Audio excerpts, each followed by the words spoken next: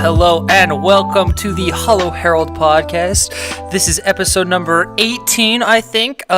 We are back. We're a little bit earlier than normal with our live stream today because it's the 3rd, and we figured since the 4th is tomorrow, people are going to have a lot of plans tonight. They're going to go to parties. They're going to, some places show fireworks tonight. So we figured 8 o'clock tonight is probably not the best time for our viewers to join us. And since we didn't get a chance to live stream last week, we figured, well, we better get it down this week. We want to be very consistent with our live streaming. So we'll try not to have any more breaks. But if we miss a day here or there, sorry about that. But we should be pretty solid. Anyways, today I'm back from my trip. This is Erik. I'm back from my trip, and I'm joined by my good friend Paul. I am back. I have taken quite the hiatus, I'd say, from the podcast, but I'm back. And I'm glad to be back, and we got some really interesting stuff to talk about. And yeah, I'm glad to be back with the great fans of the Holo Herald. So let's get into it. Yeah, let's get into it. So I guess before we start too much into the podcast, I guess we have a couple of announcements to make. First, starting off is we're still looking for people to be on the podcast. We've had a few responses. We have a number one HoloLens fan who we would love to have on the podcast. We'll hit you up soon. Don't you worry about it. And Lucas Risotto, we'd love to have him on the podcast. He made Cyber Snake, which is one of our favorite apps. He also made My Chemistry, which is a cool education app. And he won like the Holo developers thing. I don't know exactly, but we'll get him on. He'll be awesome. And we're extending this offer to anybody else out there. If you guys are interested in joining us on the podcast for an interview or just a segment or just to have a little toss back and forth, we'd love to have you guys on here. It'd be great. So just either leave a comment below saying that you'd like to join it and we'll be in contact with you, or hit us up on Twitter at the Holo Herald, or email us at theHoloHerald@gmail.com. We're very easy to get a hold of. Just leave something somewhere and we'll find the breadcrumb. Anyways, so another one is we're going to be putting the podcast on a bunch of different platforms soon. So we've had the podcast on YouTube, which has been great for the longest time. We've loved it. It was kind of just our test section, which is probably the worst place to test a podcast. What did you think, Paul? Oh, most definitely. I personally, I don't pay attention to podcasts on YouTube. I'm more of if it's on iTunes or Spotify or SoundCloud, that it makes more sense to have a podcast on. So it was a bad place to start it, but it was also a good place since we already have the audience, I guess, here. It'd be hard to drum up the same kind of support to get people to leave the platform, Exactly. And I guess if it can survive here, it can probably survive anywhere. We get about 100, 150 listeners for each podcast after it's been out for a little while on YouTube, which is pretty good in my opinion, since it's a video and not most people have YouTube Red to listen to it like a traditional podcast. But we're actually going to be adding it to iTunes, Google Play, all the SoundCloud, all the major podcast stations soon. So you guys will be able to find us there. It'd be awesome if you guys can go to subscribe or follow. I can't remember exactly what it is on iTunes and Google Play. Us over there. We'll let you guys know exactly when that's happening. We'll make an announcement. And I'm hoping, from what I've been reading and from analytics and from what I've heard from a lot of people, we should get at least 3 or 4 times the traffic to our podcast. So that'll be pretty cool. And that'll be cool. Another announcement, I guess, we're working on our website. We're getting that up and running, and that'll be a really cool place to find all of our videos, find all of the news we like, find everything about it. And yeah, any other announcements before we get into it, Paul? Not that I can think of. Just more people need to start letting us know that they want to be on the podcast. We're creating a Google form right now where you can easily just go fill it out, and we'll pick you from there if you got a good topic to talk about, or even if you're just a big fan, we could have you on for a short little while if you just want to talk to us and have some interesting thoughts. So we'd love to have everyone on. Yeah, for sure. So, I guess without further ado, we can jump right into the madness. So, I was gone. So last week was just Alex and Austin on the podcast, right? Yes. And I got to listen to a part of it. I didn't get to finish all of it just because I barely got back from my trip last night and like really early in the morning. And I mean, I ran here to do the podcast. I forgot shoes because I hadn't unpacked my shoes and stuff. So, so I was running across the concrete, like ow, ow, ow, ow, ow, ow, ow on the hot concrete. But I made it. But we made it. And I listened to a part of it. It was actually pretty good. I got a little tear in my eye when I heard them talking. I was like, wow. They can podcast. So I think we should just designate the podcast to them now, don't you? Are you sure you weren't crying because they wished your death in that podcast? They did wish my death in the Rocky Mountains of all places to die. Yeah. So if you guys didn't know, I was on a backpacking trip last week that didn't quite go as planned. I'll regale everybody in my tale because it's a little exciting, I guess. So there's this brand called Fjallraven, and they make hard use outdoor gear, right, Paul? And yeah, I'd say like backpacking gear, like gear for outdoors people. Yeah. Yeah, so they have like a hunting line, but it's also clothing that you could wear every day. Most of their stuff, like their jackets and their pants and everything, you could wear every day, and nobody would ever notice it's hard use gear. That and it's cut well, and it's a little bit of a higher end brand, but they're like the only brand that do what they do, I think, right, Paul? Yeah, I'd say they're the only brand that we personally like. Basically, everything they put out. We're kind of Fjallraven fanboys, I'd say. Definitely. But they do make really good gear. Some people might call it overpriced, but you gotta kind of feel the material the stuff is made out of to really decide for yourself if it's overpriced or not. But exactly. Yeah, they're most famous for their Kanken backpack. There's like this little Kanken backpack that you'll see. It's like this little square backpack. You'll see it everywhere. Anyways, enough about plugging our favorite brand. Anyways, they put on a trek, and they put one on in Sweden, and they put one on in Hong Kong. And what it is you go hiking. The one in Sweden's like 70 miles. It's insane. I was talking to one of the people there about it. And I haven't heard anything about the one in Hong Kong, but that one sounds interesting. But this was like their first year of doing it for real in the US, and it was down in Colorado. And it was a hike where you just spend 3 days, do like 36 miles, 2 nights, 3 days, to some really high elevation, really high peak. You get up to like almost 13,000 feet in elevation at some points, which is pretty high, considering we're from Utah, so it's not insanely high compared to we are, but it's definitely high. Like the air's thinner and people were like having oxygen problems and stuff. So anyways, so I've been training for it and getting all my gear ready and everything, and we show up, and I've been super excited. We've had our tickets for months, and it's like a few hundred people there, from all over the world. There was people from Sweden, there was people from Finland, there was people from all over the United States. It was pretty cool to meet all these people that are there for this, that share the same mentality and all focused around the brand. I think Fjallraven has a really great sense of brand. It's not too much, not too little. It's a perfect little brand build they got. Anyways, and I get there and I'm feeling great and everything. I'm ready to start the trek. And the morning of, it's me and my girlfriend there. And the morning of, we have to wake up at 9. We have to wake up at like 7:30 and get on this bus by 8:30 to ride to where we're going to start the trek, right? And I wake up at 8:30. I wake up at 7 to start getting ready and, get breakfast, blah, blah, blah, whatever. And I just don't feel it, and I never get sick. Like I've never missed a day of work. I rarely ever miss school. I never get sick. And my girlfriend was sick the week before, so we were kind of worried a little bit. And I'm like, okay, I'm okay. I could do this. I'm good. I just don't feel very well, right?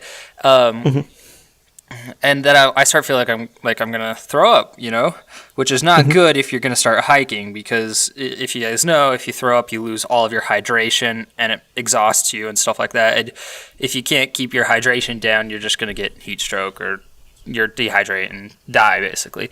But I don't know, I keep feeling like I'm gonna throw up, but I'm like, I'm good. And so we're packing our stuff out to the car because we're gonna store everything in our car before we leave on the trek. We're not gonna leave it at the hotel. So I'm packing like this cooler out, and I'm walking down the hotel hallway, and I'm like, oh my god, this is gonna happen. So like, I set the cooler down, and I had to like run to this garbage can, and I just threw up. And basically, I couldn't keep anything down. I couldn't keep water down even all day, which is not good. Yeah, not even clear liquids, which is a bad sign. Normally, if it's longer, if you can't keep clear liquids down for longer than 24 hours, you should go to the hospital because you need to get like an IV and stuff like that. Luckily it cleared away and stuff. But the Fjallraven people were super, super awesome about it. So I missed the first bus, and we talked to them, and we're like, hey, we came all this way. We drove like 10 hours. We've been training for this. We want to do it. Is there any way we can meet you guys at campsite 1? And lo and behold, they're like, yeah, of course, but you have to be here at 3:30 in the morning to catch a ride. And I'm like, oh my gosh, okay. So we go back to the hotel, and I'm sick, and I'm still throwing up, whatever. And so we go there. So we get all our stuff packed up at 3:30 in the morning. We wake up. We went to bed at like 5. So we could get enough sleep. Wake up at 3 in the morning, head out there, and we're like 3 minutes late, because we're just going down the elevator, and we see the lady just like cruising off. She must have been in a hurry or something like that, and so we missed our ride to the first campsite, and we're like, well, that was fun. that was a great adventure for the classic, and so yeah. So I guess I didn't do the trek, which is kind of wimpy, and I'm really sad that I missed it, like really, really sad, because I've been planning so long, and it's just really cool people and stuff. But we made the best of it. Where we were was only like an hour and a half, 2 hours from Denver. So we drove down to Denver and hit the Botanic Gardens, and we did some fun stuff in Denver. And then we went down to Moab and spent some time in Moab and stuff. So we still made the best of it, but it's kind of it's kind of embarrassing, to be honest, because made all this big deal about this big trek and this adventure and stuff like that, and then completely changed, which is so weird because I never get sick, man. I didn't tell you, right? You didn't know until right now, right? Yeah, I didn't know at all. I thought it was weird when you did, like, you had internet on, like, what day was that? It was like Friday or something, and you sent that picture, and I was like, wait, what? I thought you should be up in the mountains right now, so I don't know what happened. I sent a picture from the museum. Probably, really weirded out. Yeah, so I missed it. I was too embarrassed to show my face because, I thought I could do it too. I held on to it so long, and I was like walking out to the bus with all my stuff, and that's when I lost it finally. And what embarrassing. Oh well. So I couldn't show my face to the rest of them for the rest of the day, and I'm probably banned from all future Valorant events because they probably think I'm a wimp, and I probably should have just done it. Freaking A. Anyways, so no, you would have died, and then they would have been like, "You ruined our trip because we had to deal with your bullshit." I know. I guess that's a good point because there's certain points where it's like the only way to get you out is via helicopter, and I'm like, and they're like, and they had like the medic guy or whatever. He's been doing it for 20 years, and he's like, I better not see any of you professionally. He's like, we can hang out personally, but if I have to meet any of you guys professionally, like as a medic, I'm going to be very mad, So, yeah. So, and there was like 6 other firefighter dudes that were with us just to keep everybody safe. And I was like, these guys are going to have to carry me down the hill, and this could be the most embarrassing thing ever. These 6 burly firefighters carrying this like little twig that can't keep his water down. What a, yeah. Anyways, it was a good trip though. It was still fun. I had a blast. But I think honestly I can blame this on Alex and Austin because they hexed me. They're like, "Oh man, I hope he dies." Man, and I probably would have. Who knows? If I would have got sick like the day after, I could have died. I think they almost hexed me. Yeah, it almost worked for them. Maybe we shouldn't let them have their own podcasts because they'll just keep hexing us. Be like, "Oh yeah, I hope Erik dies," and then it's just like, I get hit by a bus. Die. Yeah. Or they're like, "I hope Paul dies," and I'm just like stabbed by some hobo as I'm walking to work. And so we should either give them their own podcast and call it like the Feel Goods Do Goods podcast, so that it cancels out any They can only talk about happy feelings and stuff. Their podcast was pretty good though. If you guys didn't catch it, it was a shorter one because it was such a time crunch, but it was totally worth listening to. So, anyways, that's enough of our personal drama. Yeah, we're back here and gonna get back into it. And yeah, anyways, well, let's hop into some of our news stories, or at least actually let's start with this.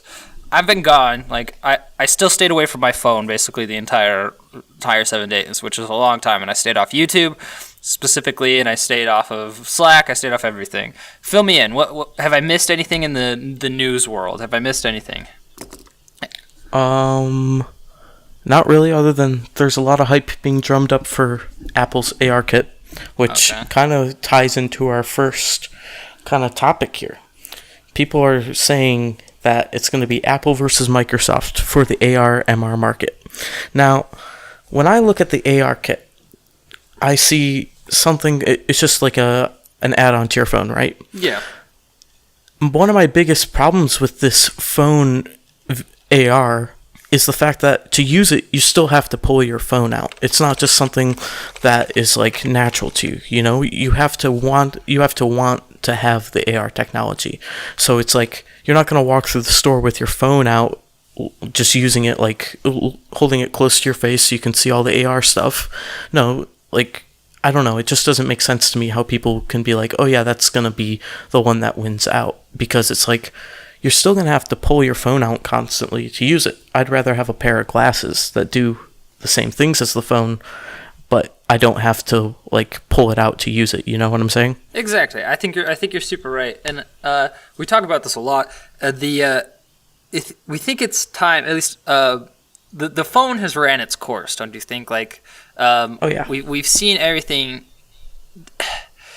The phone tries to be too much at once. You know what I mean? It tries to be your phone. It tries to be your computer. It tries to be all of these things. And it's almost like too much for it to handle. Like now it's starting to lack at certain parts. Like you can't make a phone call well, or you can't do this, or blah, blah, blah, blah, blah. And when we start trying to add like AR into the capabilities with the camera, it's also your professional photography now because the cameras are so freaking good on them. The phone's trying to do so many things. And when you get into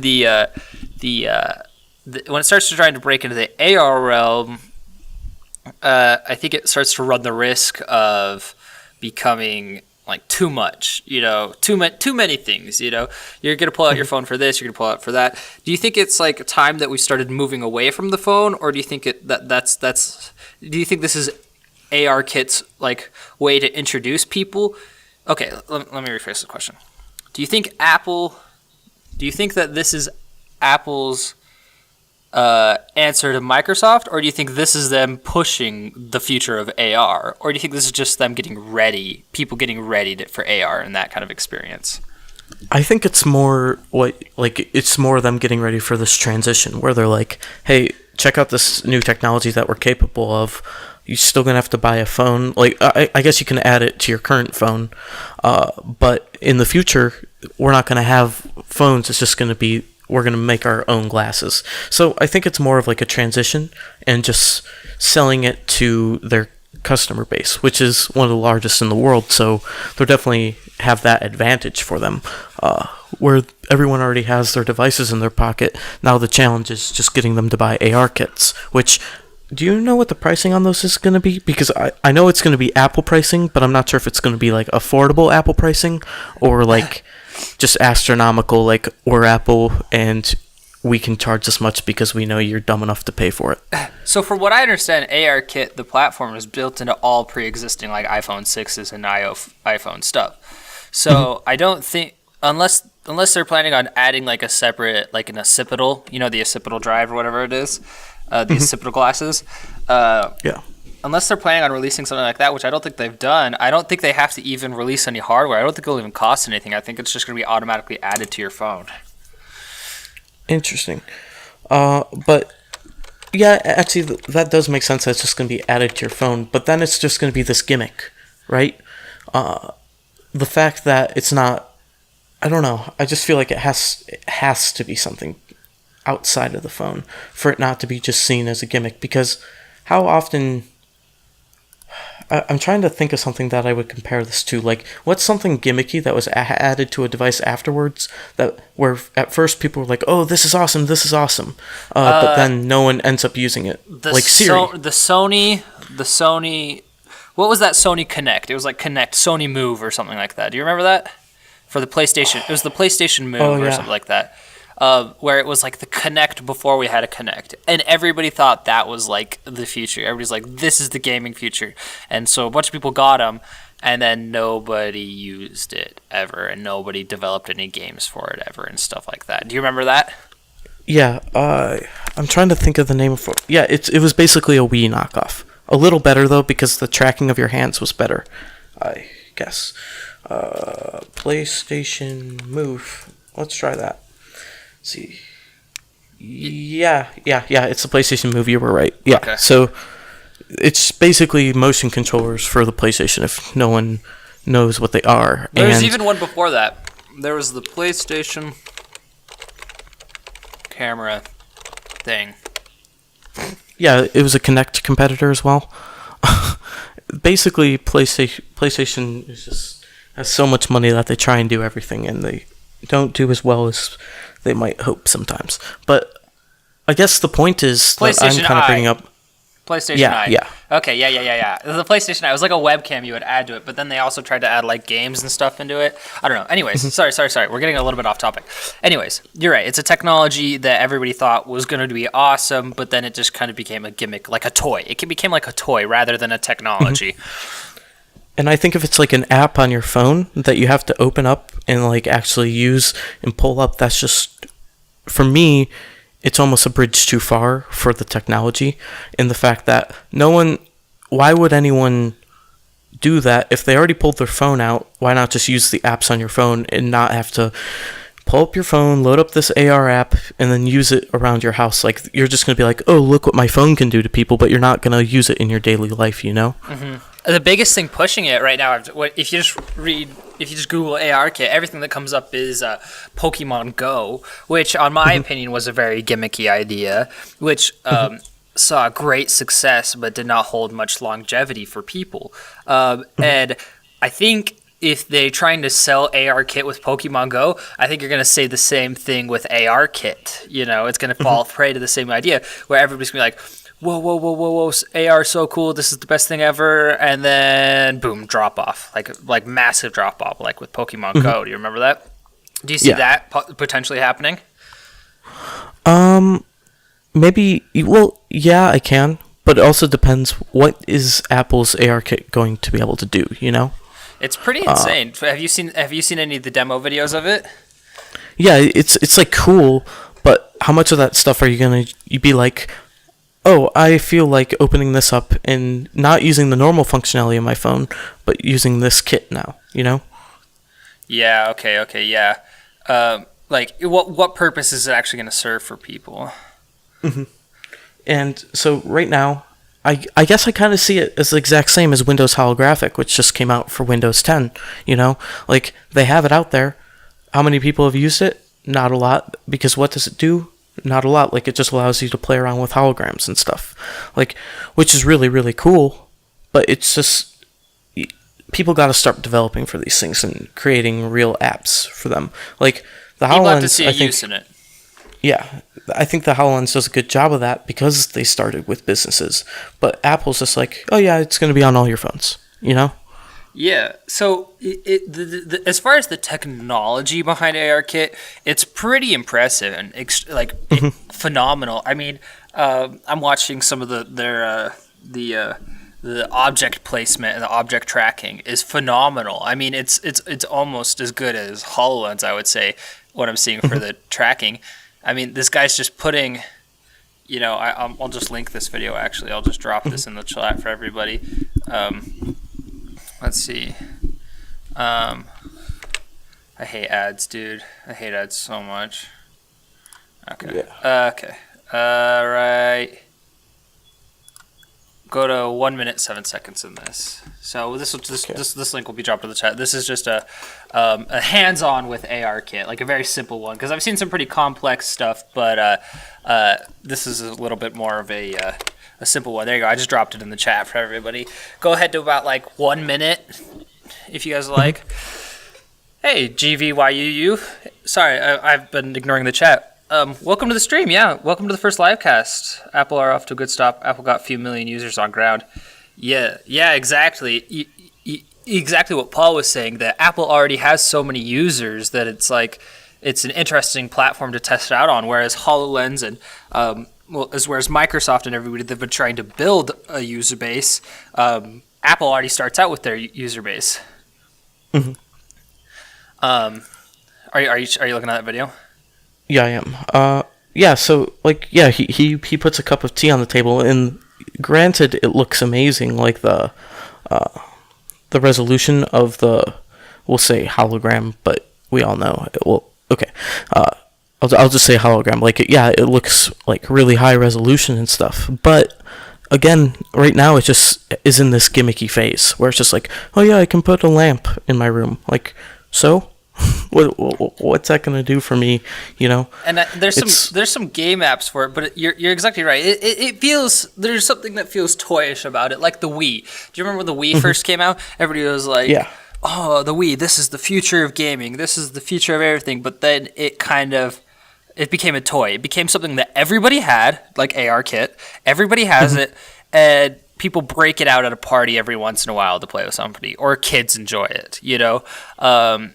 It became a toy rather than a gaming system. And ARKit has the danger of running and becoming a toy rather than a whole new platform for technology. Is that kind of what you're trying to say? Yeah, that's exactly what I'm saying. I mean, Apple's got to walk a fine line here where they're like, make sure that they make it clear that, this is going to be the future of our phones, and our like entire operating system is going to be holographic. Like, I know they already have a patent for an MR headset, correct? Yes, I think so. I think it's rumored that it's theirs and stuff, and that people followed it and stuff.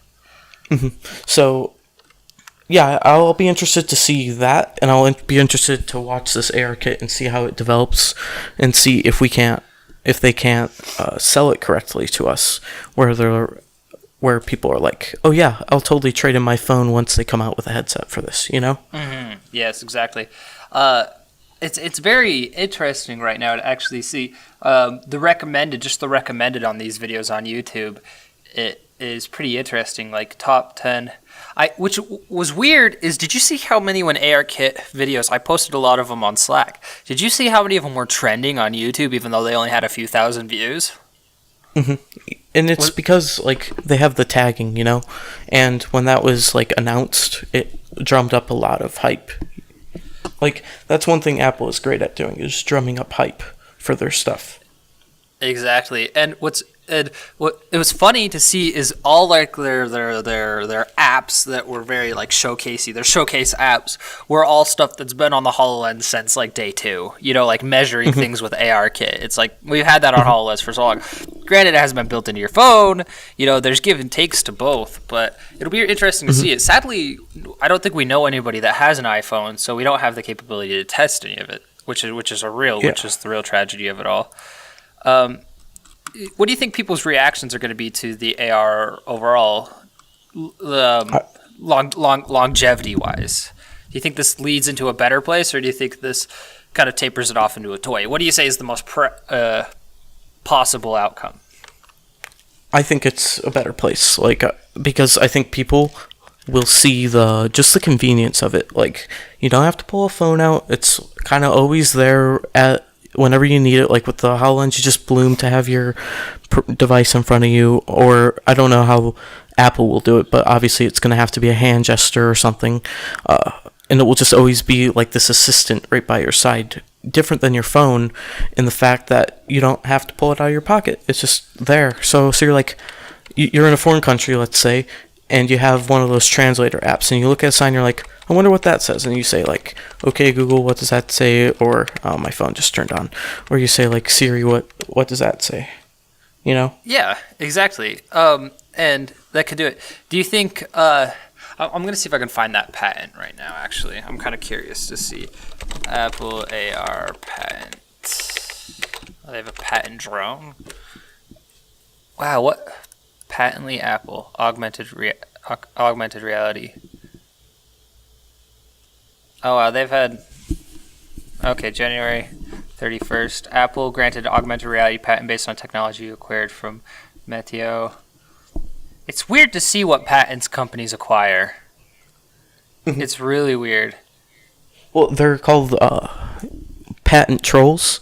So, though they're never going to do anything with the patent, they just get the patent. So if someone starts doing something with it, they can be like, oh, that's our idea. You're going to have to pay us a licensing fee. So there's businesses that literally all they do is buy and sell patents and then claim money on those patents. It's basically a website troll, you know, like they buy the URLs and then they're like, oh yeah, but I'm just going to park it and wait for some guy to be like, oh, I have this cool idea, I have this cool name. Oh, someone registered my URL, so I have to pay them like $5. You know? Yeah, and so even even if they never end up using it by chance, like if they patent the round corner and someone else tries to make a phone with a round corner, they can sue them. Yep. So I just posted a link in chat to all of their augmented reality based patents they've been making over the past few years. It's actually pretty interesting to see what they've been doing. This is cool. Apple wins patent for Oculus Rift like display system. Interesting. Anyways, we were talking about ARKit, right? Yes. And how Apple needs to kind of sell it in the way that they got to keep it from becoming a gimmicky thing. They got to continually get developers developing for it, create some cool apps, and then slowly transfer their OS over to it and kind of drum up some hype for glasses that hopefully are in development now and they'll be coming out in like a year or two to compete with the HoloLens, the Magic Leap, the Meta, you know? Do you think their device that they come out with will be a solid, oh man, I always forget the acronym for what it is.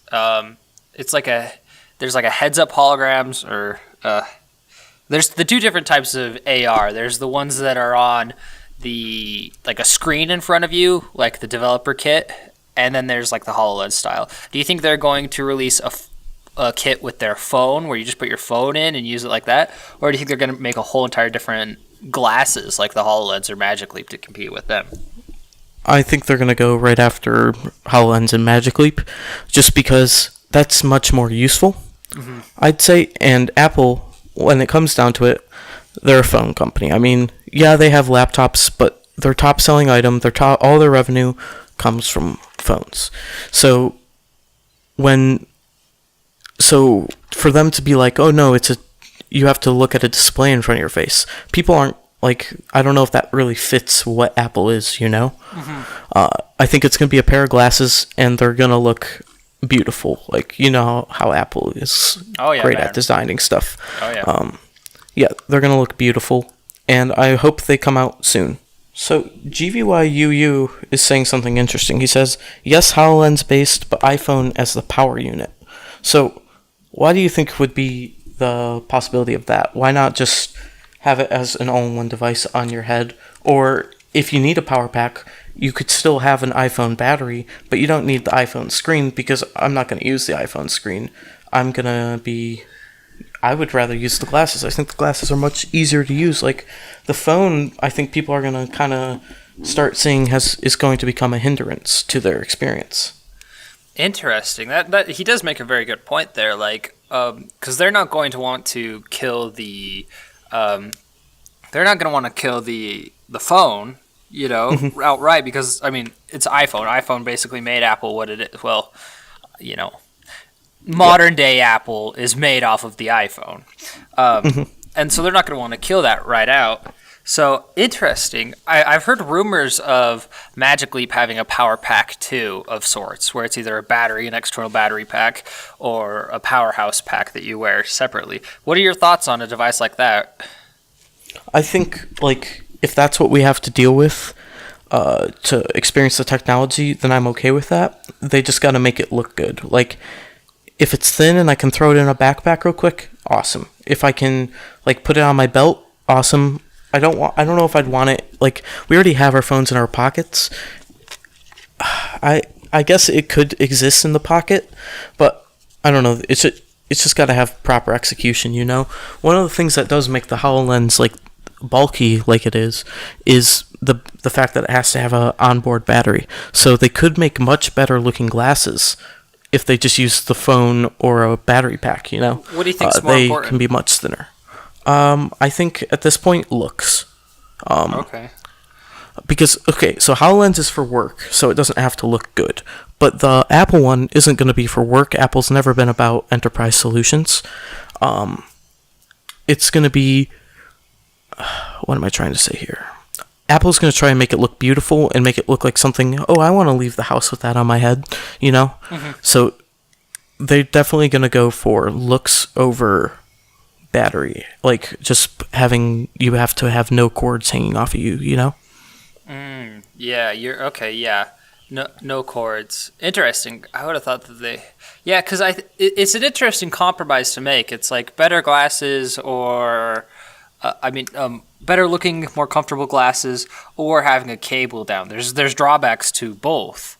So yeah, hey, Lucas Risotto showed up. We were just talking about you at the beginning of the podcast. Lucas, welcome to the stream. You got to get on here, man. We want to talk to you. Yeah, soon. Yeah, we'll hit you up with some. We're just finishing our forms and everything to be able to get on the podcast and stuff. So we'll have you here soon. So it's an interesting compromise, you know, looks versus utility, and Apple is like the company to do that, to pioneer the looks versus that. So do you think this will force Apple to kind of join the open source community, or you think they're going to still stay closed end to end, you know? I think it's going to be kind of closed, just because they already have their proprietary connectors, and that proprietary connector could power a pair of glasses, and it can put over video, because they use Thunderbolt, right? Yeah, the new phones do, yeah. Yes, okay. So that'll take care of power, that'll take care of video, that'll take care of basically everything they need. They've already been building towards this kind of. And maybe that's why they took out the headphone jack, because they're just like, well, in the future, you're just going to have glasses attached to your headphone that will have omnidirectional sound, you know? Yeah, exactly. Interesting. So especially with their app store. Okay, so Apple's app store has always been closed off on multiple ways. They have their own language. Well, they don't use a proprietary language, but they use a specific language to develop their apps, and they have very strict rules to get on their app store. You have to be a Apple developer, you know, you have to be certain things. And it's become a lot more lax over the years. But one of the things we always talk about with augmented reality and mixed reality is that the experience is always going to have to be seamless. Whether I have an Apple device and Paul has a Microsoft device, we want to be able to see the same holograms, right? We're not going to want to, because I have a Samsung phone and you have an iPhone, we can still text each other, we can still play games together, we can still, you know, download majority of the same apps. So do you think they're going to have to be proprietary with each other? Do you think there's going to be a shared store for MR AR experience, or do you think it's going to be like it is today, traditional stores, and it's up to the developers to make apps work hand in hand? I don't know. That's a really good point to make. I think it's definitely going to start out as we see it, but you might see a kind of pushback from the consumers, like, hey, I don't want to have to make these choices based on what kind of apps. I want to just make it based on other things, because it's a pair of glasses. You could even start just selling them based on looks, you know, like a company like Apple could just come and be like, oh yeah, we have the best looking AR glasses. They have the same exact technology, but ours look incredible because we had world-class designers come in and make them like super nice, you know? Yes. So if that happens, then you'll see this kind of collaborative app store between all of these big players. So like magically Microsoft, Apple, their devices will all feed into the same exact app store. Exactly. I kind of see it like I see it kind of like Steam. I feel like there'll be a future with app stores in general where it kind of goes the Steam platform, where most everything is on Steam. You know, most game developers, most a lot of app developers now, Steam has kind of become this hub for your computer for all types of applications or games or whatever. And there's a few outliers. There's like Origin and Blizzard. There's a couple outliers, but for the most part, everything is on Steam. And I think that'll kind of be the future of things. And whereas I think Windows is trying to pioneer that market with Windows Holographic, don't you think? They're trying to make their platform the platform to be on, and they're trying to make it open source with their SDKs and their and it working on now with the Windows Holographic Asus devices and Acer devices and whoever's making all these different devices. They're trying to get all these other companies on board with just using their store, kind of like Android did. The Google Store. The Google Play Store kind of did with all of the Android devices. Do you think that's a fair assessment? Yeah, I would definitely say that's fair. I hope it turns out like that. I guess we'll just have to wait and see, but I really, really hope it turns out like that, because that would be fantastic. I don't think it'll survive if it doesn't. You know, I mean, look at the old days of computer gaming when you had to get your disc, or everybody had their different little client that you had to download it from, and some didn't work on Apple and some didn't work on this device, and those people could never play together and everything. I think for the sake of the platform as a whole existing, we need to think of some sort of shared platform, because that'll kill it so fast. It'll be nothing faster than me going into a meeting with you and we have two different devices and we can't do anything with each other. I mean, that'll just kill the entire platform right there, wouldn't you think?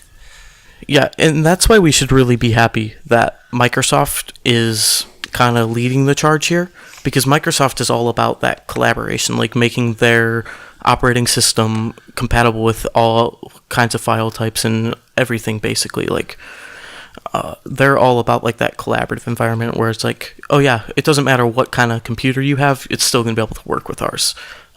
So I think we saw that with OSs back in the past, like you were saying, and I think we need to see it with AR as well. We'll see if Apple does a classic Apple move and is like, nope, actually we're just going to go our own way and try and do our own thing, you know?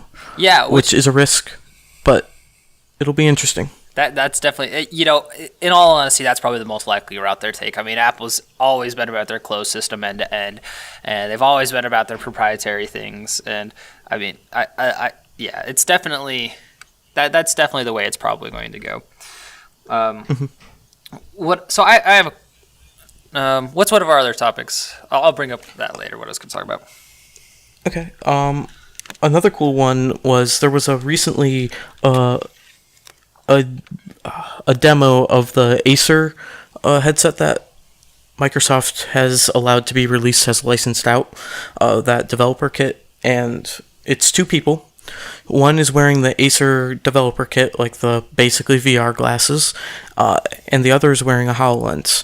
And so they're playing a game, and the girl with the VR headset, she is on an island, and the person with the HoloLens, she can see the island from like a bird's eye view, and it's kind of a puzzle game, and they help each other through the game.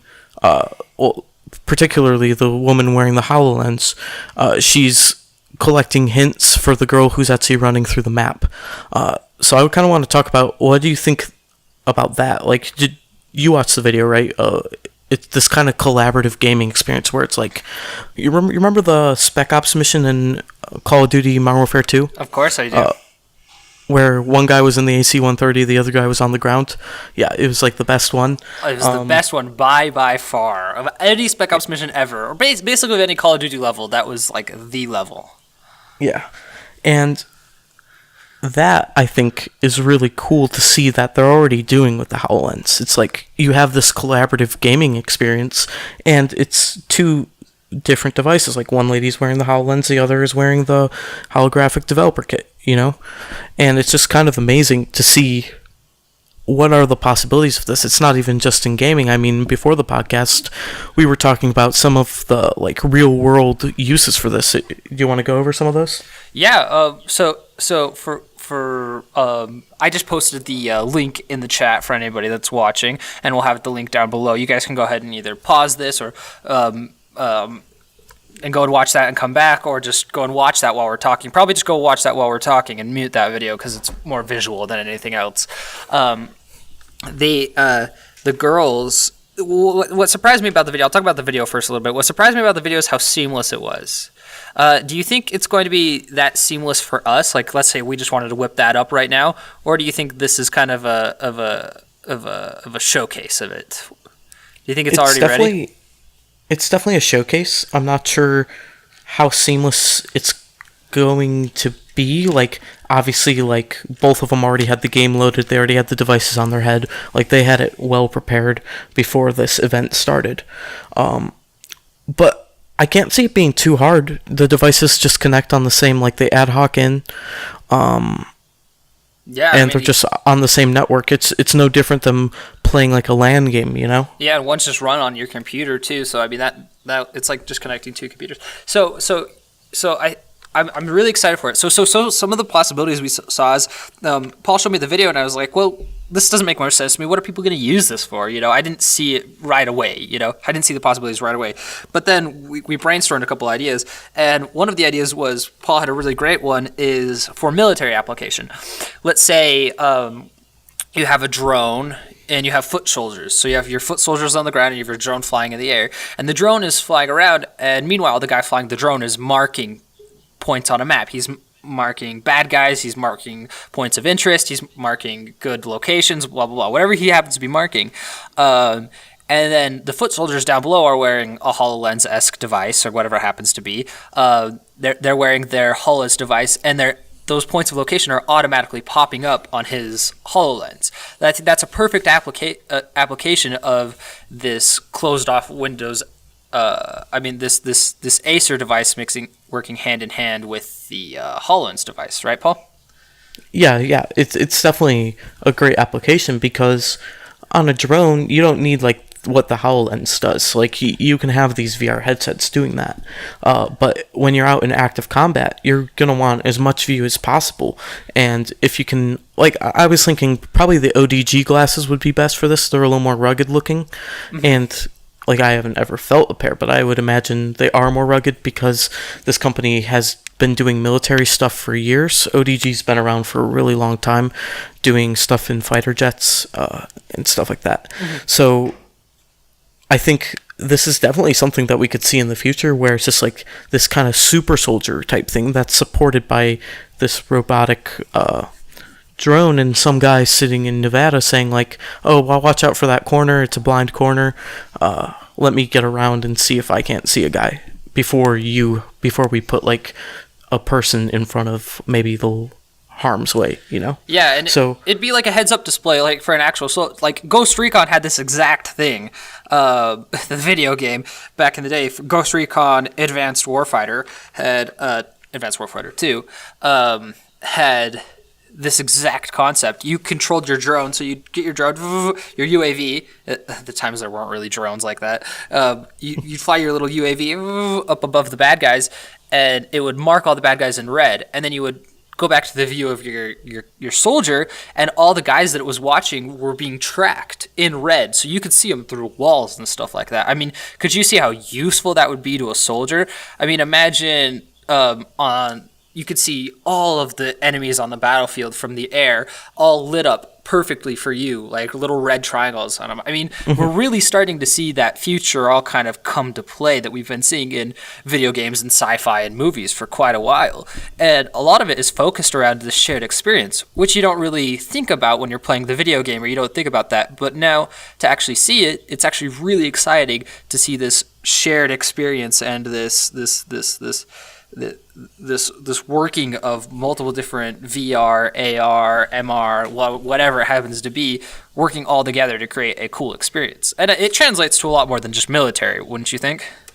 Yeah, I was actually just thinking, like, all right, yeah, we're only talking about military here, like, that's not something, like, yeah, it's really cool and people like that, but it's not something that, like, it doesn't apply to me and you, really. Yeah, and I was thinking another cool thing that might apply to us, because I mean we enjoy hiking and stuff, is for search and rescue missions, you know. So you have a guy again in a drone above, and he's looking for a lost person, and there's a guy on the ground so they can get to him quicker, who has a HoloLens on, and he's walking around the woods looking for this guy, and he's getting instructions. Maybe it's like an indicator or something, and it'll just make like search and rescue missions much quicker and just easier for stuff. Like a more acute GPS application, like uses global positioning coordinates and maps you the best path to get there, least thing in the way. It can map all of those cool things. That's really cool. Is there anything else you can think of that doesn't involve like rescue operations? Like, I'm trying to think about how a collaborative experience like this would be used in the real world if it's not like for some kind of like, oh, we have to find something that's missing, or oh, we have to get the tactical advantage here.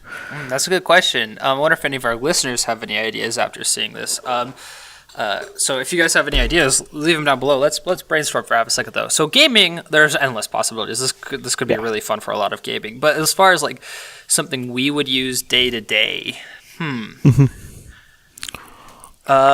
driving, possibly the way your car connects to your HoloLens would be kind of the same experience. Your car would connect in and use a much more advanced version of tracking, and then it would just connect to your HoloLens and give you little icons everywhere of where cars are and everything like that. So that's one shared application, but it's not necessarily the same experience as this one. Flying.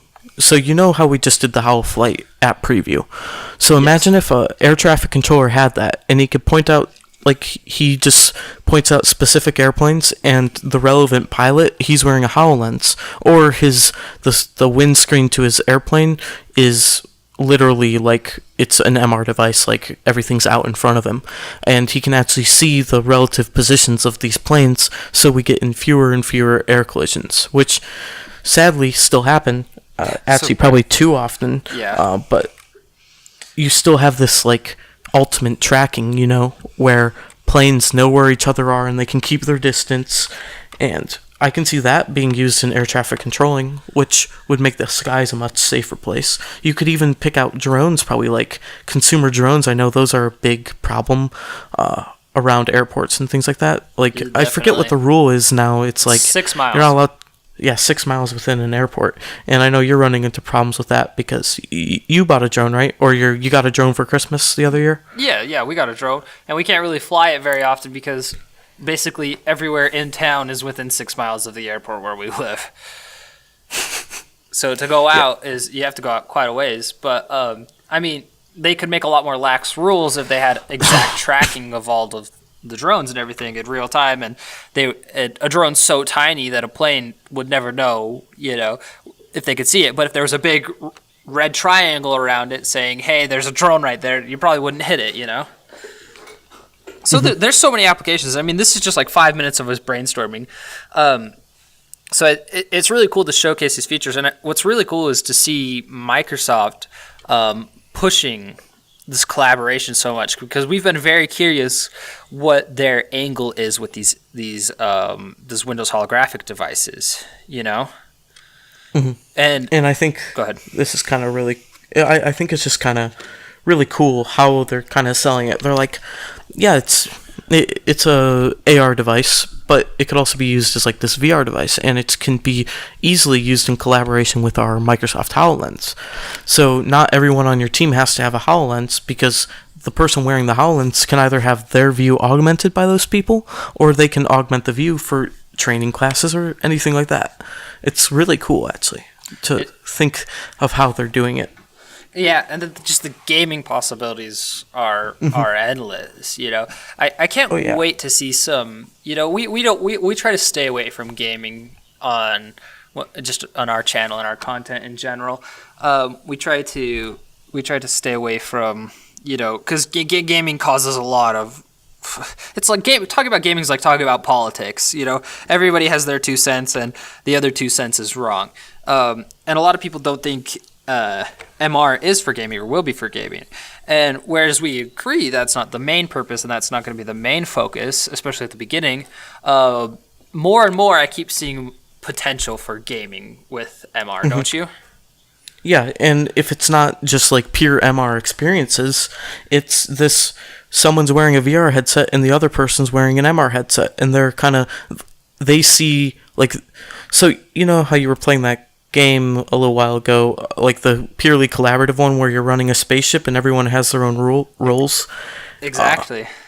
I could see that where you have a group of friends who all have VR headsets, but the commander or like the navigator, they have a HoloLens on and they see a map in front of their face and they can kind of see what's going on in the ship in front of them, but everyone else just sees their stations because they're wearing VR headsets, and the commander can kind of augment that. Or they could even make like custom games almost for those people where they're like, oh, there's a distraction up ahead, like there's enemies coming up ahead. Like imagine like a D&D type game where the players some of the players have VR headsets, the others have MR headsets, and those are like the dungeon masters.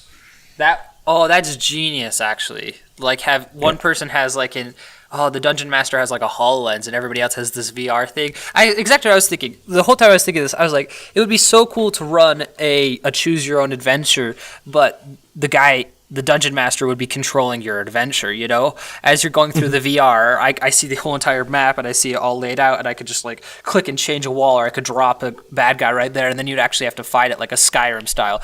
Oh man, dude, that would be so much fun. I'd be so into that. And I'm not like a super big VR proponent, but I would drop it. If there was a game like that, I would drop big old bucks to get that. You know, I would probably buy 3 or 4 devices, even if they're like $500 each. You know what I mean? Just because that would be so insane. And I hope that's what really excites me about this technology is the collaborativeness of it. I feel like technology has started to drive us apart insanely, you know? And I love technology. This isn't me saying it's a bad thing that we're getting driven apart. It's just saying it's different, you know? Whereas back in the day when we would game, you know, everybody would bring their Xbox over and we would all LAN our Xboxes, or, you know, or we'd have computer LAN parties and stuff. But now you can't even LAN those devices. And so we stick to games like D&D and really nerdy stuff, because that's a good way to play with friends, and that's what we enjoy to do. And I really hope that with these collaborative experiences, we kind of see, whether it's with employees or whether it's with coworkers or whether it's with your best friends, that we can see like this all coming back together a little bit, you know? Yeah, I think it's definitely like that time where it's like, all right, yeah, we've been driven away, especially in gaming. Like the lack of split-screen multiplayer games is like disgusting. Oh yeah, to me. Man. It's the worst. But now we're getting like this experience where it's like, yeah, they're kind of coming back to this. Oh, people actually want to play in the same room together. They don't want to be over the internet. Like I don't have nearly as much fun when I'm like here in Cincinnati and when you're in Logan, and we're like both playing like say Insurgency together. Like it's just not as fun to talk over the internet. It's something to have your friend in the room right next, or like sitting right next to you playing the same game, like doing the same things. It's just, I don't know, the banter's better. Not just the banter, it's just like there's that experience that's better, and you don't run into a lot of the problems. And so we hope it goes that way. So I have an interesting question though. So what do you think? This is proposed to the Paul and the listeners out there. What do you guys think about the MR VR experience combined into one device? Would you have a device that's like the HoloLens that does glasses? Because the HoloLens does quote unquote VR, you know, with like Holo tours and stuff like that.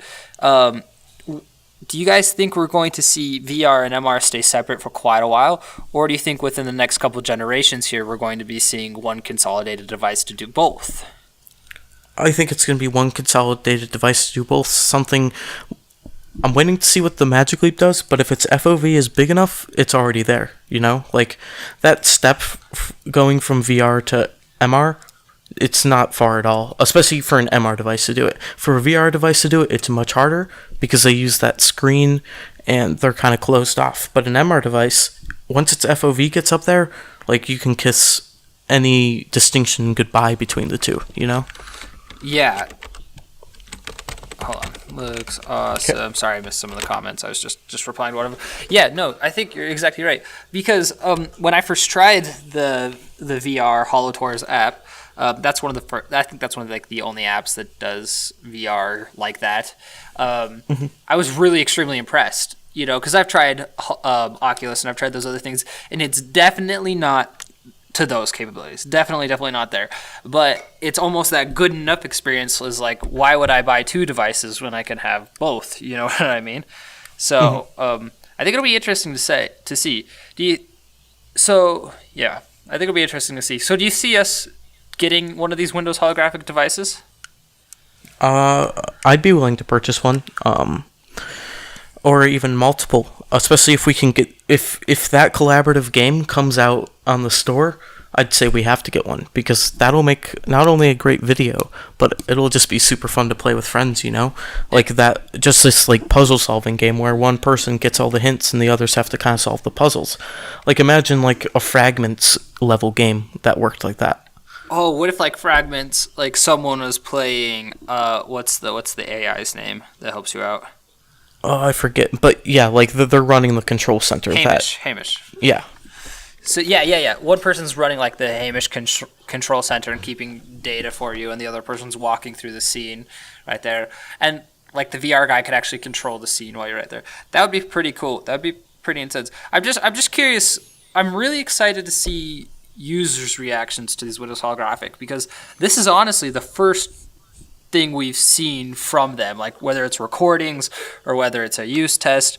They've been pretty tight-lipped about it, and this is like the first stuff we've been seeing, and I really want to get our hands on one, whether it's purchasing one or whether it's just a test kit or whether we have to go to a convention and try one. I'm really looking forward to trying one because we haven't seen much at all.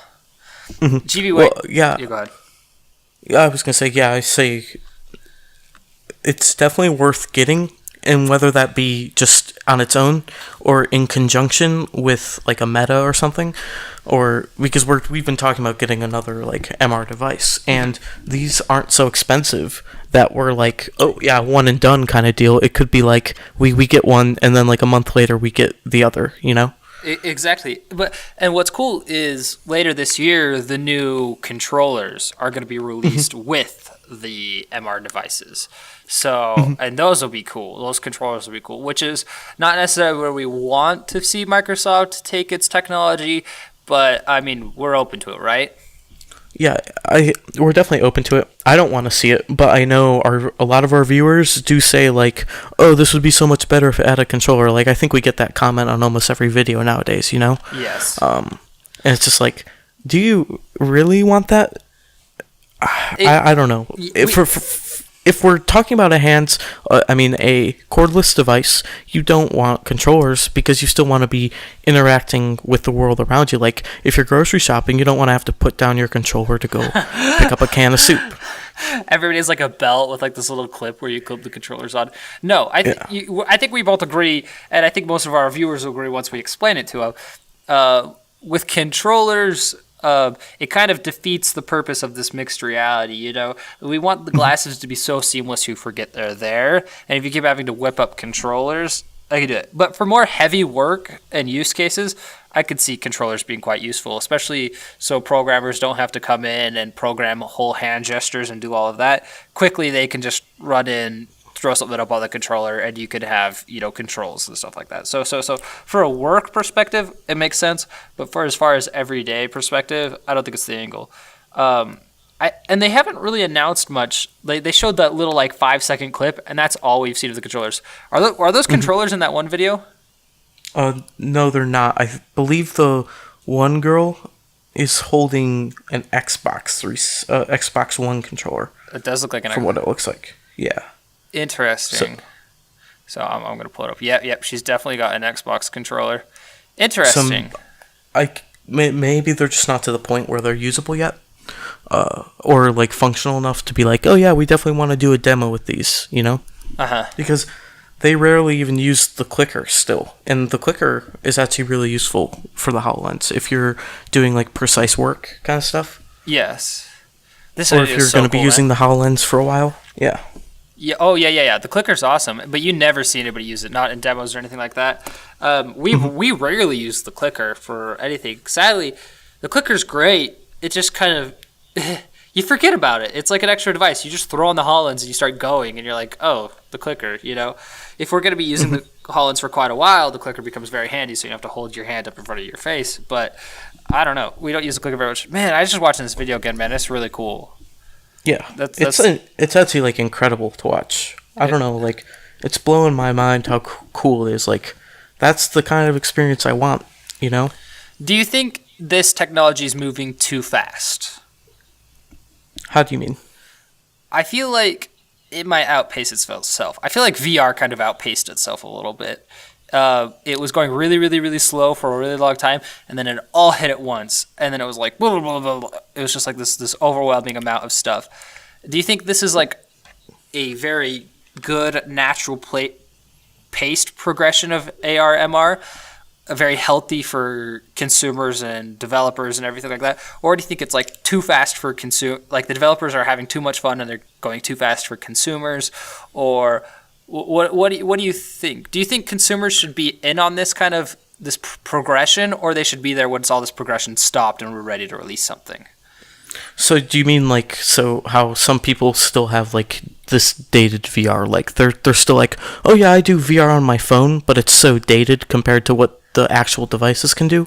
So are you kind of talking about that, where like the technology went beyond what like consumers bought in, but then they're like, oh wait, my shit's already outdated, but I'm not going to go get another device because it's just going to be outdated again. Phones. I'll use phones for an example. Phones were a very healthy progression, for consumers. It gave them something to look forward to, but it didn't make them feel like if they weren't getting it, they were outdated too fast. Like people could still have a phone that's a few generations behind and be still okay, But the way VR goes is if you're a generation behind, you're out of the loop. You're gone. You're useless at this point. Whereas, do you think? Okay, I guess. Let me rephrase this question, because consumers don't play a part in AR MR yet.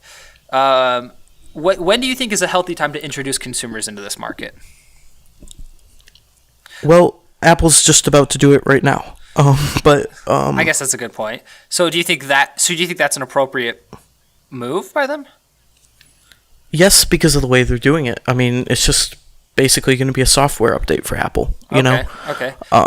It's not going to cost you any money.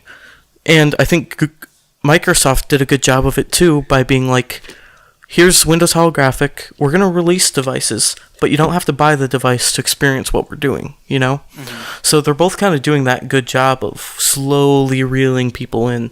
And then when they're ready, they're going to release these affordable consumer devices that are going to do everything that we've seen from now on, and they're just going to be incredible. And they're going to be like, all right, yeah, phones no longer exist. Here's a headset that will do everything. Okay, so I guess that's my question. So do you think it's a good, like, let's keep all this progression and all this evolution behind the scenes, and then when it's like mind-blowingly great, then we release it? Or do you think it's good to let consumers in on kind of this evolution and this growth process? I guess kind of just choose what you want them to see. Because definitely some things kind of have to be kept secret, because if you see some of these things before they're complete, you're going to be like, oh, that's shit. I never want that, Mm-hmm.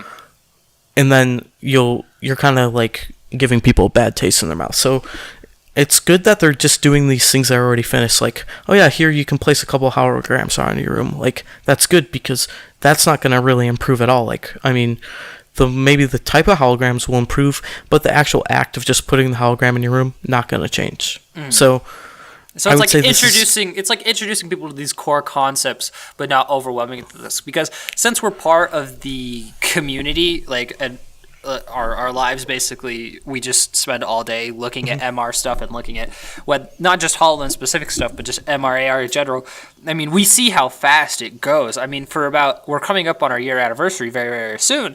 I mean, just in this year, I mean, it's been crazy, the amount of evolution. I mean, could you imagine if we saw this video we just watched, if we saw that a year ago? I mean, to take the original stuff that was coming out on HoloLens was just like basic holograms. I mean, Fragments was so ahead of its time, it's unbelievable, so I'm going to leave that one out of it.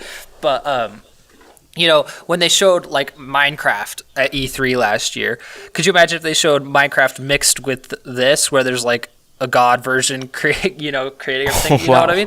I mean, so I mean, I guess I'm just trying to think if it's good to keep this all in wraps, right? We don't want to let consumers know about this because this is all very underground right now. That's how I kind of talk about AR/MR communities. It's a super underground feeling community. Do you think, when do you think it's time to take that from not being underground anymore to consumers? You think when Magic Leap's released? I'm kind of thinking about when Magic Leap is released. That's when we're going to start seeing so much crap come out. What about you? Yeah, I'd agree, because Magic Leap's skipping that developer edition phase. They're just like, I don't know. Magic Leap might be a bad thing for the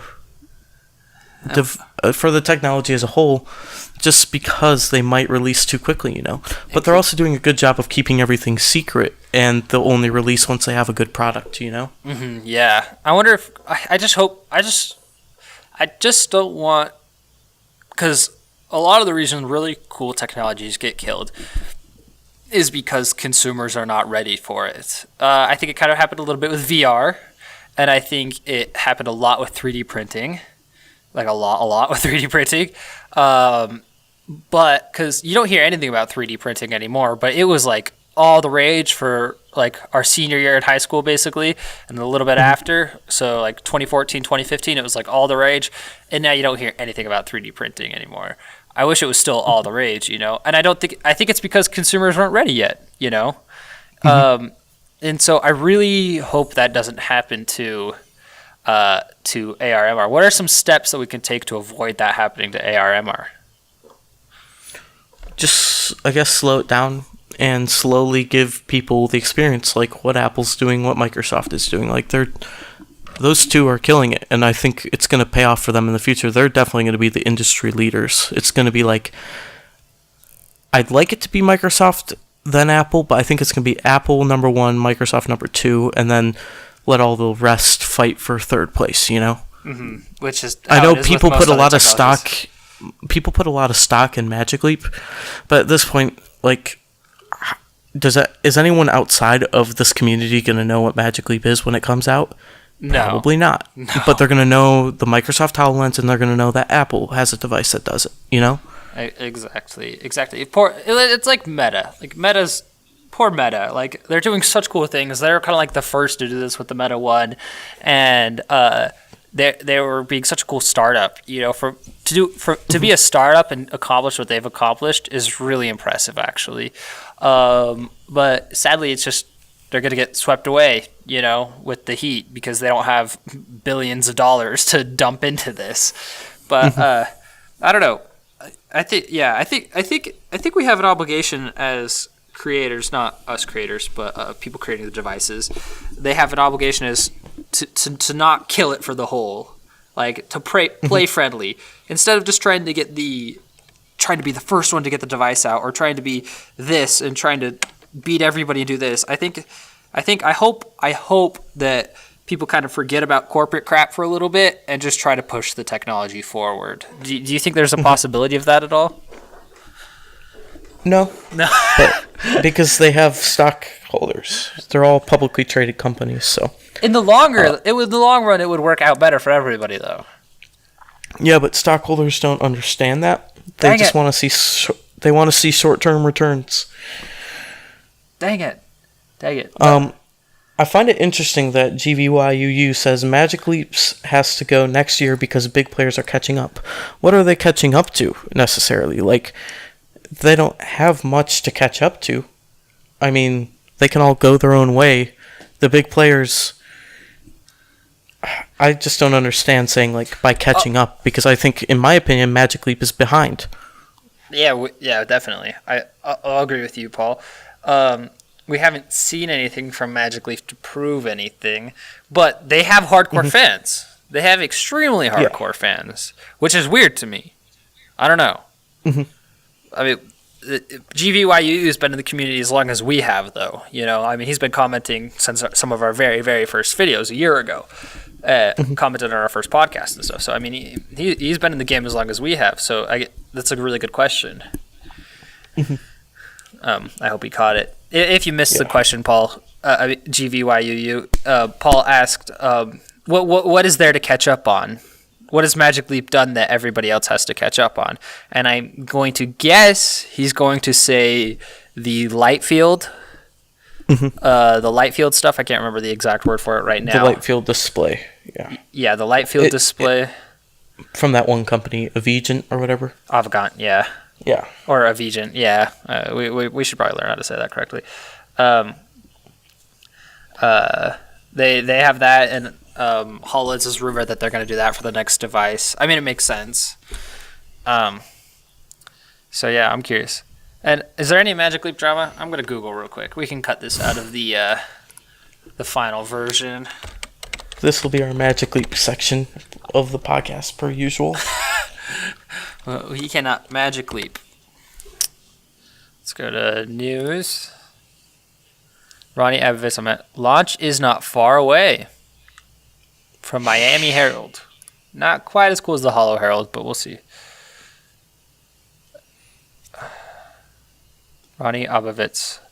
At Emerge Americas, Magic Leap CEO Ronnie Abbevitz shares the stage. University of Miami's College of Engineering. It's all the same crap. Oh, there's a whole 30-minute video here. We're trying to make science... Okay. Abbevitz said Magic Leap has more than 1,000 employees, with about 800 in South Florida. We are bringing in people from all over the world. The Brain Trust will at some point spin out their own startups. The Magic Leap platform also will empower hundreds of thousands of creators, maybe the next Facebook or Snapchat, he said. What big claims! What just massive claims to say you're going to be the next Facebook or Snapchat. Here's some Magic Leap drama. A judge orders Magic Leap to be more precise in describing the trade secrets former executive allegedly stole. What? So, yeah, I guess there was a former executive who stole some stuff from him. So that'll be good to keep an eye on, see if we can get some Magic Leap dirt that has to be released. There's that link that I was reading from, just so everybody could see it. Okay, wait. He said we were trying to make science fiction real. He said basing his company in plantation allows him to get away from the noise and groupthink of the West Coast and think clearly. He believes South Florida could become a hemisphere tech hub, something he didn't feel when he was co-founding and making Mako Surgical. He said, "There is something going on. I feel it." What are your thoughts on Mr. Ronnie Abbevitz, Paul? I don't know. I think he's trying to be a celebrity. He's trying to, he's not trying to be anything cool. He's not acting like a normal CEO would act. He's more acting like he wants to be this cool kid, this guy who was nerdy, and now he's like, I want everyone to know my name. That's what I see. I mean, you have more news about this Ronnie guy than you do about Magic Leap out, Exactly. And all the press about Magic Leap has not been good lately. The saying, all press is good press. Or is that what it is? All publicity is good publicity. You know what I mean? Mm-hmm. Whether it's, your company just got filed a sex suit, or whether it's your company just released the coolest device ever, it doesn't, it's not really important. So he's acting more of like a politician or a famous person than a CEO, because normally CEOs stay pretty quiet. You can't name many CEOs. Magic Leap's stolen secrets claim too broad. Interesting. Did you read about that at all? What does it say?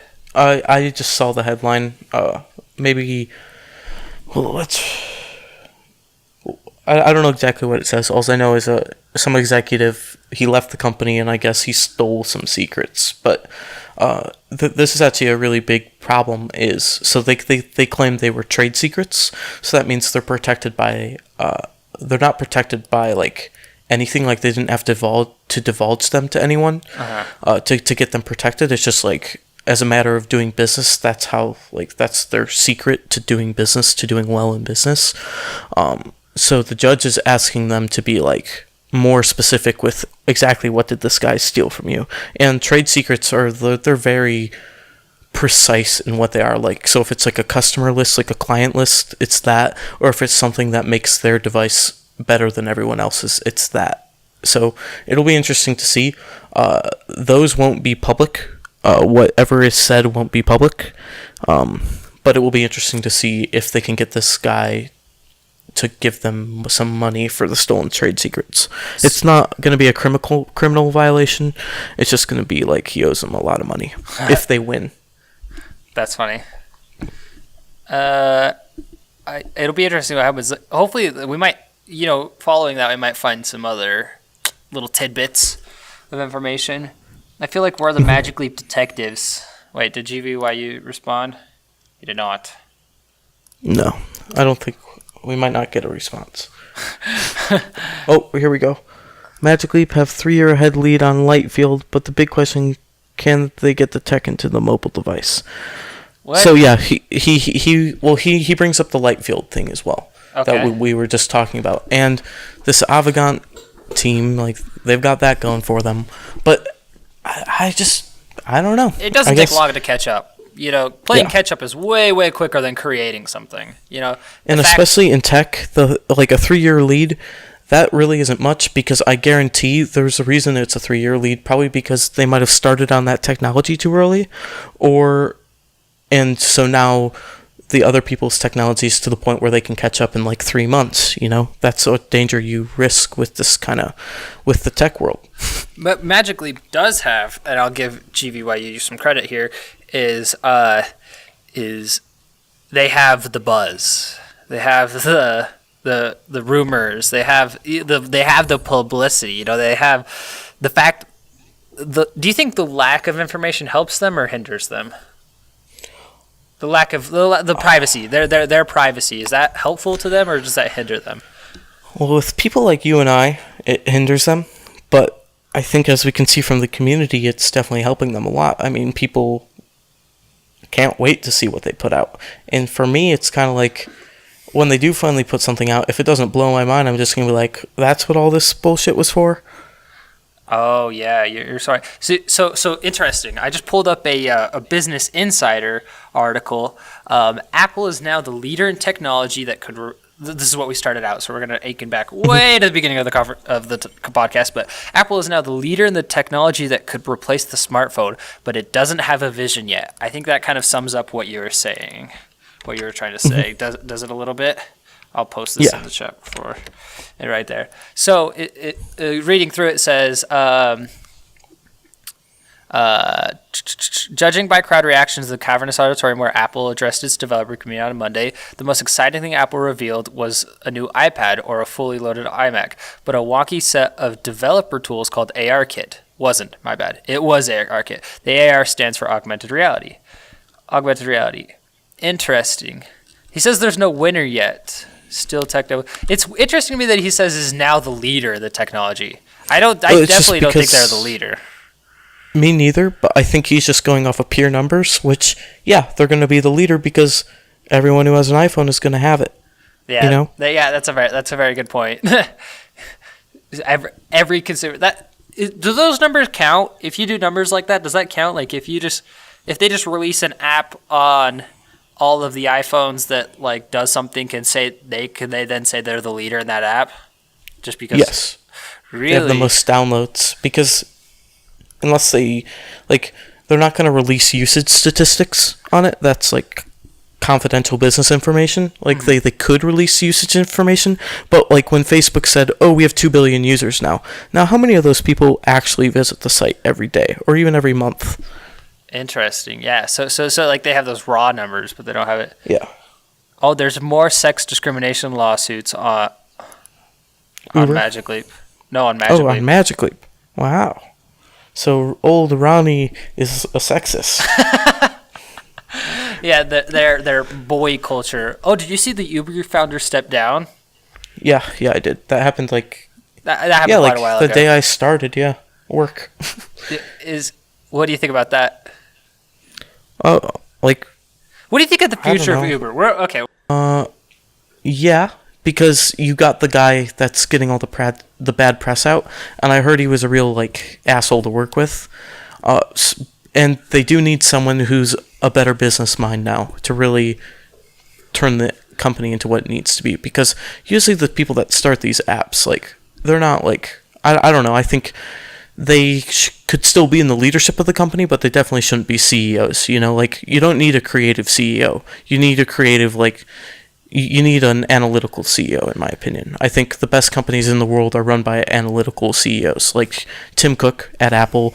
I know the Google guys those guys are creative and they run a good company, but they also were really good at hiring practices and getting the right people to work for them. And they're geniuses.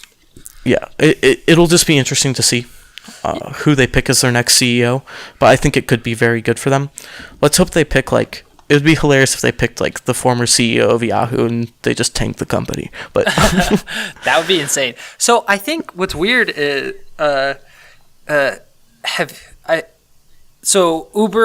think Uber and Airbnb are like the Facebooks and Snapchats of our.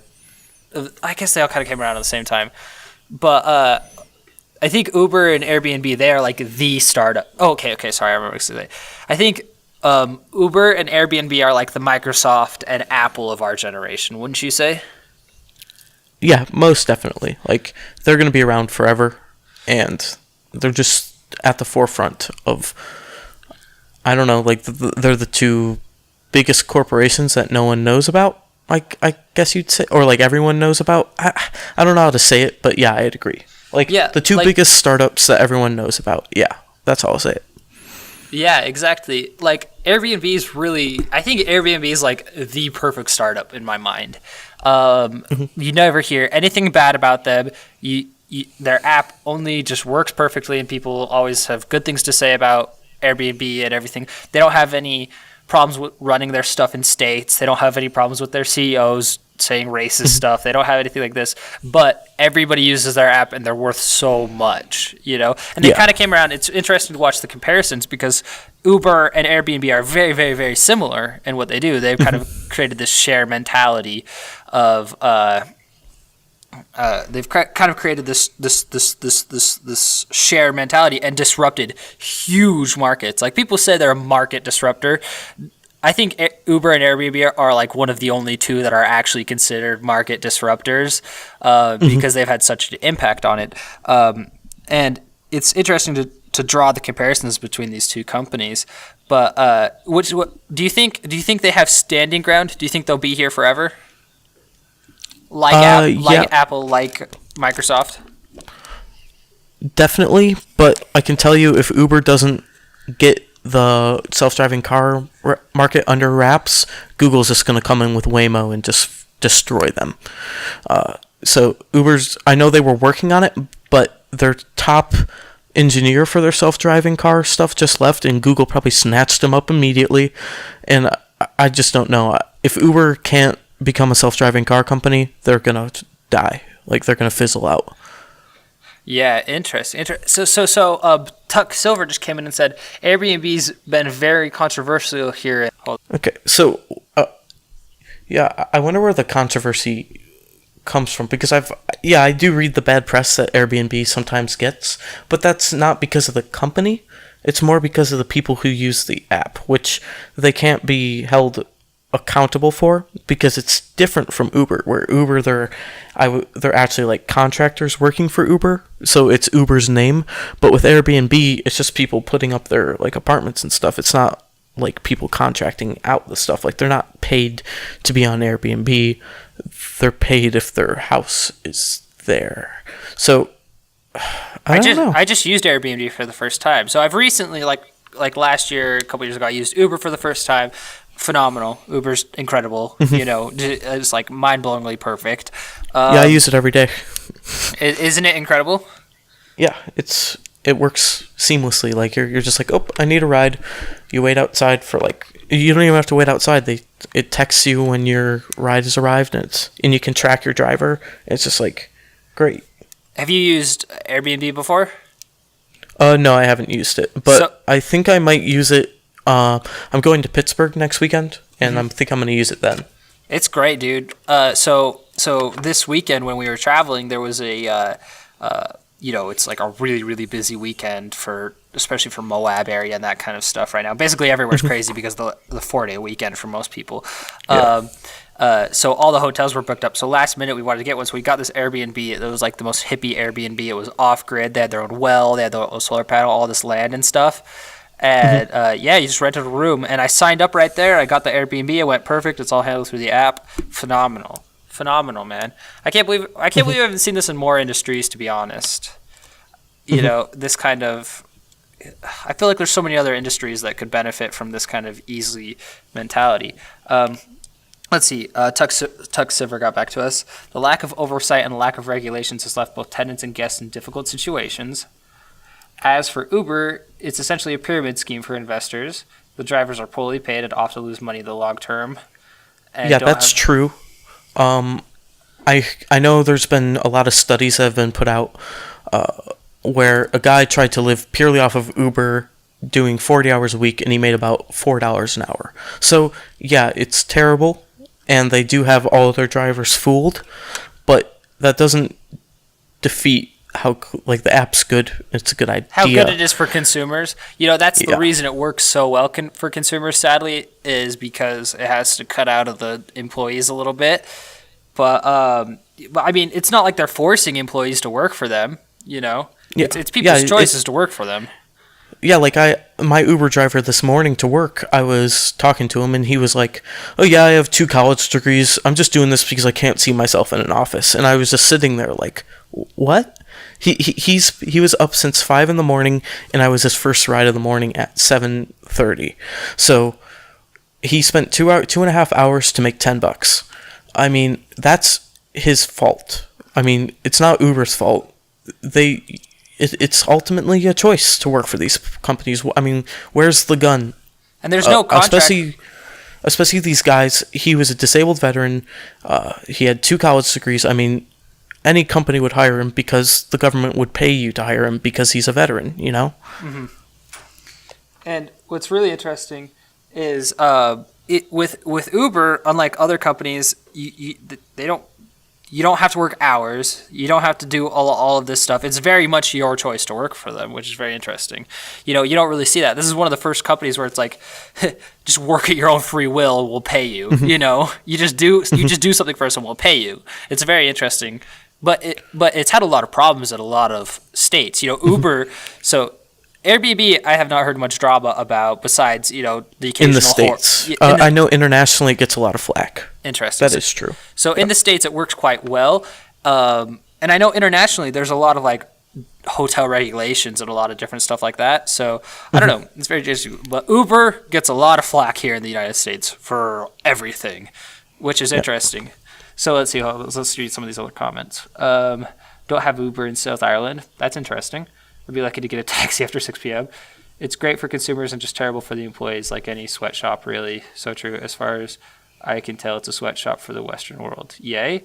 Well, the difference about people have a lot of other opportunities for work here, you know. Normally, sweatshop constitutes that there's no other opportunity for work, and therefore the employers can take advantage of the employees because the employees have nowhere else to go. We don't have a very high. Well, I mean, we have a high unemployment rate, but we're at full employment right now. The U.S. economy is at full employment, so that means there's many. It's like a healthy level of unemployment. So when a job, like people are leaving their jobs because there's other jobs to be had. To close off, I think Magic Leap is a sweatshop. They're hiring women and forcing women to work, and all the men just sit back and watch the women work. And I think that's the conclusion we've come to at the end of this podcast. Wouldn't you say, Paul? And please don't sue us for libel and slander. We're not bad people. Please, Magic Leap, I know you'd sue us. Ronnie Almovitz sues us. Oh man, that'd be bad. Anyways, I think we could. That could fall under satire category, wouldn't you think so? Yeah, I definitely agree. Well, I don't know, actually, at this point. We might have... we don't have enough people listening to us. All 5 people. We slandered them in front of 5 people. Anyways, whether you guys are for Magic Leap or for sweatshops, it's been a great podcast. Oh, there's a really big comment. I better read this. I do want to say that I love your channel. Oh, heaps and heaps. Seriously, I'll try to troll. I appreciate that you answer questions, even if I respectfully disagree with you. No, that's perfect, Duck Silver. I think that's the main goal of our channel. Is we just want to present information, and we can talk about it. And what's so great about this community right now is it's not a toxic community at all, Tuck. I mean, you could say things, and there's really no right or wrong in AR, MR, or in some of the other stuff. There's a little bit of right or wrong stuff, but it's just that's the great thing about our community. Wouldn't you say, Paul? Yeah, I definitely would agree with that. I just like how we can all just say whatever the hell we want. And yeah, people will disagree with you, but no one's going to call you words that are rude.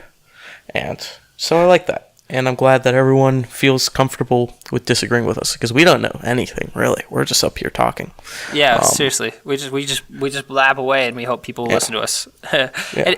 And most of the times people actually disagree with us, which is great. And I think one of the best testaments to on our video, we asked which device should we get, and nobody fought. Everybody just kind of said their piece, and then some people discussed about their piece, but nobody was like, that's trash, don't get that, Everybody was very, I don't know. It's really great. So we appreciate having the community that we do, and we love it, and we want to build the community. So if you guys have friends, or if you guys have colleagues that are interested in the same stuff, introduce them to the community. We just kind of want to build it, because there's not really a hub for people that are interested in AR and MR, to focus around, and the news and the growth of the technology. It's such a cool growth period in the technology and in the community. It's a really great time to get in on it. Right now, more than ever, you can have, even being the smallest little YouTube commenter to the smallest little YouTube channel like we are, you can have actually quite a big impact on the future of the technology, and that's really exciting. Wouldn't you say, Paul? Yep, I would agree. I just want to thank everyone for showing up and listening to us, and you guys are the best. And thank you guys for listening. The final version will be out on Friday. If you guys want to listen to a completely different version of this podcast, go ahead and check that out. And yeah, we'll have a great time. Thanks for joining us on the live stream. We'll catch you guys in the next one. All right, thank you. We'll see you.